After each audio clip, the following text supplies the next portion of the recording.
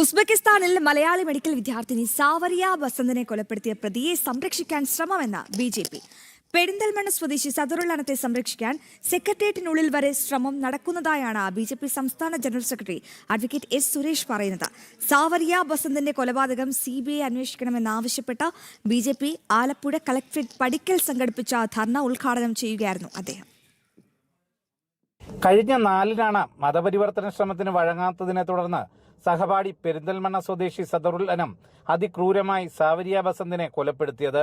സംഭവത്തിൽ ആഭ്യന്തരമന്ത്രി രമേശ് ചെന്നിത്തല ക്രൈംബ്രാഞ്ച് അന്വേഷണം പ്രഖ്യാപിച്ചെങ്കിലും 2 ആഴ്ച കഴിഞ്ഞിട്ടും അന്വേഷണ സംഘത്തെ രൂപീകരിക്കുക പോലും ചെയ്തിട്ടില്ല. കൊലപാതകം നടന്നതും പ്രതി ഇപ്പോഴുള്ളതും ഉസ്ബെക്കിസ്ഥാനിലാണ്. ഈ സാഹചര്യത്തിൽ കേസിന്റെ അന്വേഷണം CBIക്ക് കൈമാറിയാൽ മാത്രമേ കൃത്യമായി അന്വേഷണം സാധ്യമാകൂ. ഈ പശ്ചാത്തലത്തിലാണ് സാവരിയ ബസന്ത് കൊല്ലപ്പെട്ട സംഭവത്തിൽ അന്വേഷണം CBIക്ക് കൈമാറണമെന്ന ആവശ്യമുന്നയിച്ച് BJP ആലപ്പുഴ കളക്ടറേറ്റ് പടിക്കൽ ധർണ സംഘടിപ്പിച്ചത്.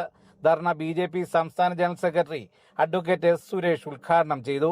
സാവരിയ ബസന്ത് കൊല്ലപ്പെടും മുമ്പ് അതിക്രൂരമായ മർദ്ദനം നേരിട്ടു എന്നും നടന്നത് ആസൂത്രിത കൊലപാതകമെന്നും ചൂണ്ടിക്കാട്ടിയ അഡ്വക്കേറ്റ് എസ് സുരേഷ് കൊലപാതകത്തിന് പിന്നിലുള്ള ആസൂത്രണവും ഗൂഢാലോചനയുമായി ബന്ധപ്പെട്ട് വിശദമായ അന്വേഷണം വേണമെന്നും അതിന് അന്വേഷണം CBIക്ക് കൈമാറണമെന്നും ആവശ്യപ്പെട്ടു. സാവരിയ ബസന്തിന്റെ കേസ് കേവലം രമേശ് ചെന്നിത്തലയുടെ കീഴിലുള്ള ക്രൈംബ്രാഞ്ച് അന്വേഷിച്ചാൽ പോരാ.